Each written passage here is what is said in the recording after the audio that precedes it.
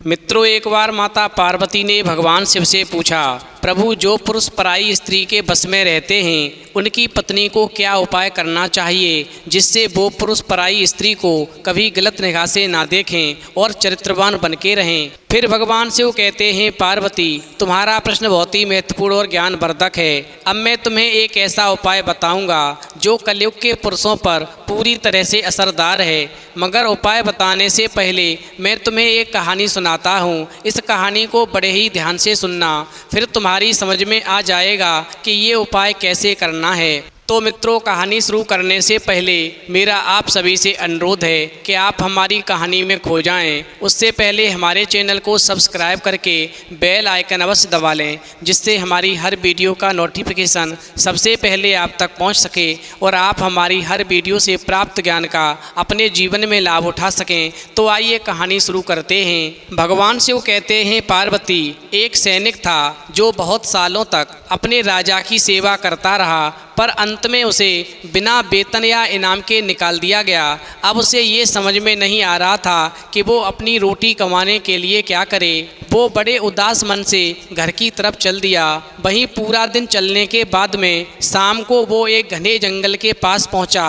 अभी कुछ ही दूर गया था कि उसे पेड़ों के बीच से एक रोशनी चमकती दिखाई दी। वहीं उसने अपने थके हुए पैरों को उधर ही बढ़ा दिया, यानी रोशनी की तरफ ही बढ़ा दिया। और फिर जल्दी ही उसे एक झोंपड़ी दिखी जिसमें एक बुढ़िया चुड़ैल रहती थी। उस बेचारे ने उसकी खुशामद की, जिससे वो उसे रात को वहाँ ठहर जाने दे और कुछ खाने पीने के लिए भी दे दे। मगर वो चुड़ैल कुछ भी सुनने को तैयार नहीं थी। पर उस आदमी से पीछा छुड़ाना भी उस चुड़ैल को आसान नहीं था। आखिर वो बोली, चलो मैं तुम पर दया कर दूंगी, पर बदले में तुम्हें सुबह मेरा बगीचा खोदना पड़ेगा। वहीं सैनिक उस चुड़ैल की बात मानने को पूरी तरह से तैयार था, इसलिए वो व्यक्ति उस चुड़ैल का मेहमान बन गया। वहीं अगले दिन उसने अपनी बात पूरी की और बड़ी सफाई से पूरा बगीचा खोद डाला। ये काम करने में उसका दिन पूरा लग गया। वहीं शाम को उसे चले जाना था।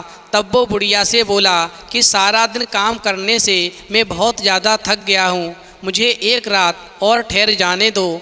वहीं पहले तो चुड़ैल ने मना कर दिया, पर फिर इसी शर्त पर वो राजी हुई कि वो अगले दिन एक गाड़ी भरकर लकड़ी काट देगा। भगवान शिव कहते हैं, पार्वती, इस प्रकार उस व्यक्ति ने सारे दिन काम किया और इस प्रकार काम करते करते उसे रात हो गई। वहीं इसके अलावा वो इतना थक गया था कि उसने फिर एक रात रुकने की चुड़ैल से आज्ञा मांगी। अब की बार चुड़ैल बुढ़िया ने उससे ये वचन मांगा कि वो कुएं से नीचे जलती नीली रोशनी उसे लाकर देगा, तो ही वो आज रात को वो अपने घर में उसे ठहरने देगी और रात का भोजन देगी। चूँकि वो व्यक्ति क्या करता, सारे दिन काम करते करते इतना ज़्यादा थक गया कि कहीं जाने के लायक नहीं रहा और ऊपर से रात भी हो गई थी। वो रात में जाता तो कहाँ जाता, इसलिए उसने चुड़ैल की बात फिर से मानी और सुबह होते ही वो चुड़ैल जो थी उस व्यक्ति को कुएं तक ले गई। उसकी कमर में एक लंबी रस्सी बांधी और उसे नीचे उतार दिया।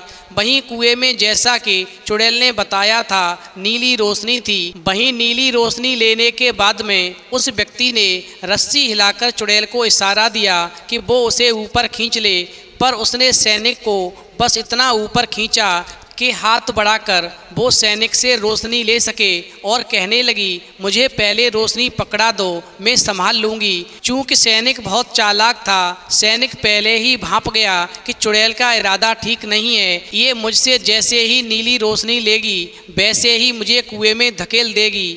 मगर सैनिक उस चुड़ैल के बुरे इरादे को भांप गया और बोला, मैं जब तक कुएं से सही सलामत बाहर निकलकर नहीं आऊँगा तब तक तुम्हें रोशनी नहीं दूंगा। मगर सैनिक की बात सुनकर के वो चुड़ैल इतनी नाराज हो गई और उसने उसे रोशनी समेत कुएं में नीचे फेंक दिया। इधर बेचारा गरीब सैनिक कुछ देर निराश होकर नीचे की गीली मिट्टी पर पड़ा रहा और सोचने लगा कि अब उसका अंत पास में है। इधर सैनिक की जेब में आधा भरा चुरुट था। वहीं सैनिक ने सोचा, क्यों ना इसे पीकर पूरा खत्म कर दूं और दुनिया में अपना आखिरी मजा ले लूं। हूँ, क्योंकि अब मेरी मृत्यु निश्चित है, मैं इस कुएं से बाहर कभी नहीं निकल पाऊंगा।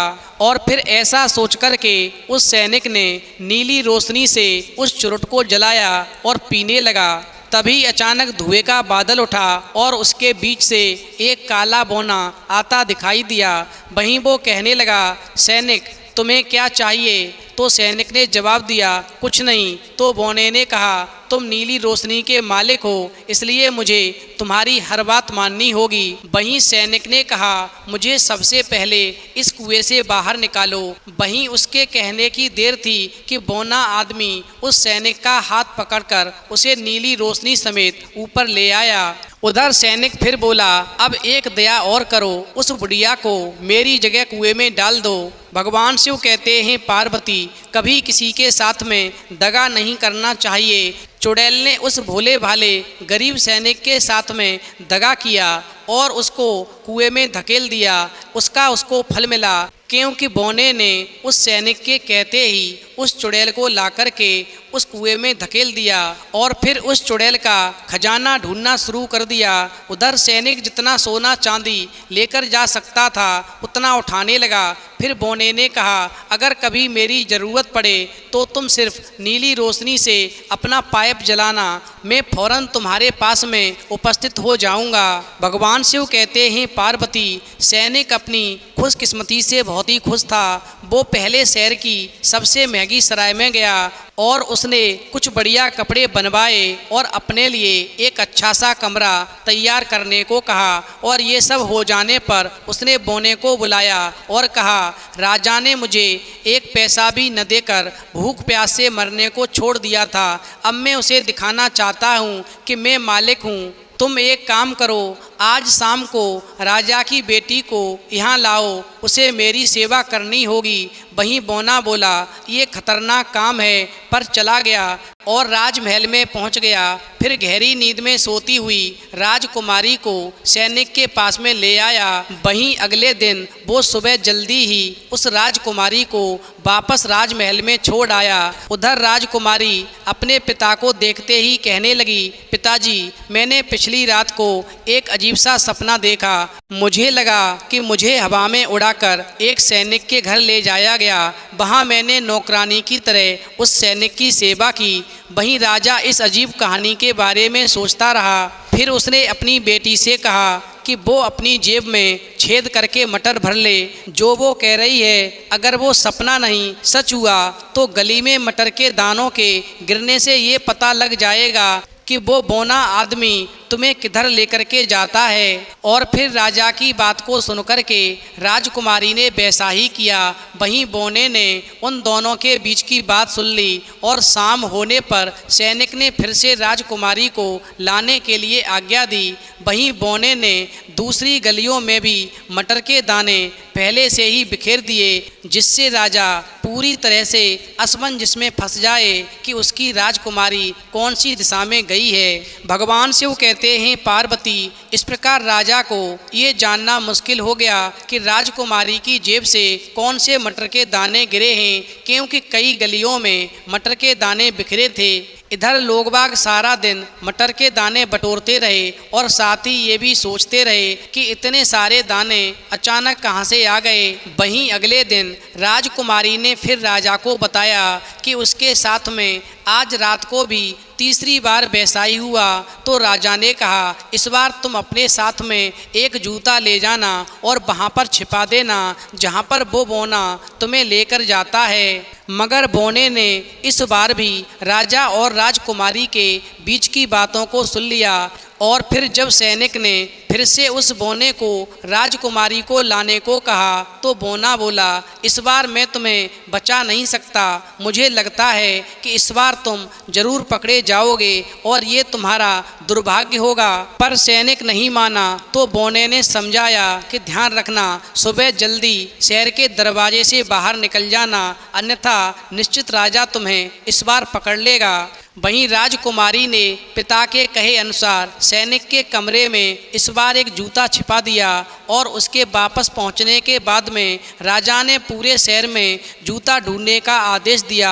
वहीं जूता जहां छिपाया था वहां पर मिल गया, लेकिन सैनिक भागना चाहता था, लेकिन जल्दी न करने की वजह से वो वहां से भाग नहीं पाया और पकड़ा गया। इस प्रकार राजा ने उस सैनिक को जंजीरों में बांध करके जेल में डाल दिया। साथ ही सबसे बुरी बात ये हुई कि शहर छोड़ने की जल्दी में वो नीली रोशनी, सोना चांदी सब अपने कमरे में ही छोड़ गया। अब उसकी जेब में सिर्फ एक असरफी थी। इस प्रकार सैनिक जो था उदास मन से खड़ा होकर के जेल की जाली के बाहर देख रहा था। तभी उसे अपना एक मित्र जाता दिखा। वहीं उस सैनिक ने अपने मित्र को पुकार कर कहा, हे मेरे मित्र, मेरा एक बंडल सराय में छूट गया है, अगर तुम लाकर दे दो तो मैं तुम्हें एक असरफी दूंगा। वहीं सैनिक के मित्र को लगा कि इतने से काम के बदले में एक असरफी तो बहुत ज़्यादा है, यदि मुझे इस काम को करने के बदले में एक असरफी मिलती है तो फिर मैं इस काम को खुशी खुशी कर लेता हूँ। और फिर ऐसा कहकर के उस सैनिक का मित्र वहाँ से चला गया और वो बंडल और रोशनी ला कर के उसने सैनिक को दे दी। भगवान शिव कहते हैं, पार्वती, इस प्रकार सैनिक ने तुरंत ही पाइप जलाया। धुआं उठने के साथ ही फिर तो उसका दोस्त बोना जो था वहाँ पर तुरंत ही आ गया और वो कहने लगा, हे मालिक, तुम्हें डरने की ज़रूरत नहीं, बस जब आपकी पेशी होगी तब नीली रोशनी को साथ ले जाना, भूल मत जाना, बाकी हिम्मत रखना और सब कुछ अपनी गति से चलने देना। इस प्रकार जल्दी ही सैनिक की राजा के सामने पेशी हुई। मामले की पूरी छानबीन हुई, कैदी को दोषी पाया गया और जब फैसला सुनाया गया तो उसे फांसी की सज़ा दी गई। भगवान शिव कहते हैं, पार्वती, इस प्रकार सज़ा होने के बाद में सैनिक को वहाँ से ले जाया जा रहा था तो उसने राजा से एक बात की अनुमति मांगी। वहीं राजा ने सैनिक से पूछा, तुम्हें अंत समय पर क्या चाहिए? तो सैनिक बोला, मुझे रास्ते में एक पाइप पी लेने दो। तो राजा ने कहा, एक नहीं, 2 पी लो। और फिर राजा की आज्ञा पाते ही उस सैनिक ने नीली रोशनी से अपने पाइप को जलाया और फिर पल मात्र में वो बोना व्यक्ति जो था उसके सामने आकर खड़ा हो गया। वहीं सैनिक ने उस बोने को हुक्म दिया कि इस सारी भीड़ को यहाँ से मार मार कर भगा दो। रही राजा की बात तो उसे 3 टुकड़ों में काट दो। वहीं बोने ने सब काम करना शुरू कर दिया और जल्दी ही भीड़ को भगा दिया। उधर राजा ने सैनिक से दया की भीख मांगी, पर अपनी जान के बदले में वो सैनिक को अपनी बेटी देने के लिए भी तैयार हो गया। राजा ने कहा, सैनिक, तुम मुझे बख्श दो, मैं तुम्हारे साथ में अपनी बेटी का विवाह कर दूंगा। वहीं राजकुमारी के साथ में विवाह की बात सुनते ही सैनिक की खुशी का ठिकाना नहीं रहा और उसने राजा की जान को बख्श दिया।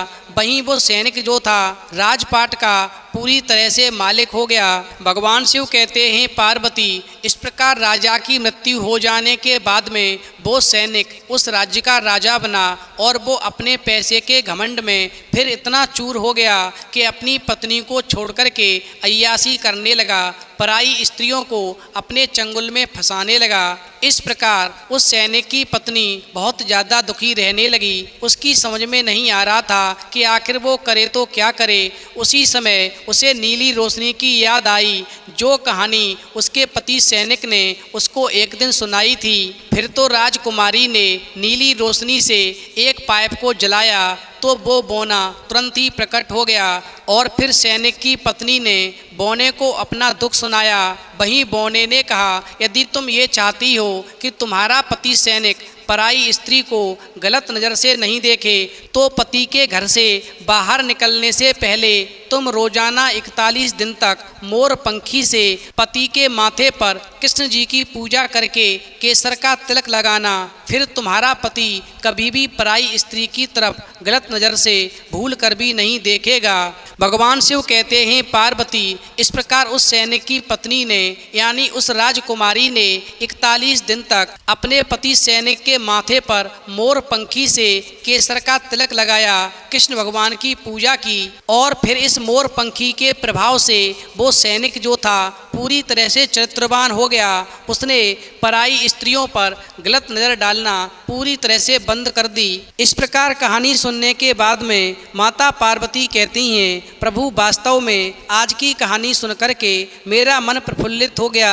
यदि किसी स्त्री का पति पूरी तरह से चरित्रहीन है और वो पराई स्त्रियों को अपने चंगुल में फंसाने की सोचता रहता है, तो ऐसी स्त्री को अपने पति को सही रास्ते पर लाने के लिए मोर पंखी से रोजाना अपने पति के माथे पर केसर का तिलक लगाना चाहिए और 41 दिन तक लगाना चाहिए, नियमित लगाना चाहिए और कृष्ण जी की पूजा करनी चाहिए। ऐसा करने से पति पूरी तरह से अपनी पत्नी पर आकर्षित होने लगेगा और कभी भी किसी पराई स्त्री पर गलत नज़र नहीं डालेगा। तो मित्रों, यदि आपको कहानी पसंद आई हो तो प्लीज़ आप हमारे चैनल को सब्सक्राइब करें और भगवान शिव और पार्वती के लिए एक लाइक करना बिल्कुल न भूलें।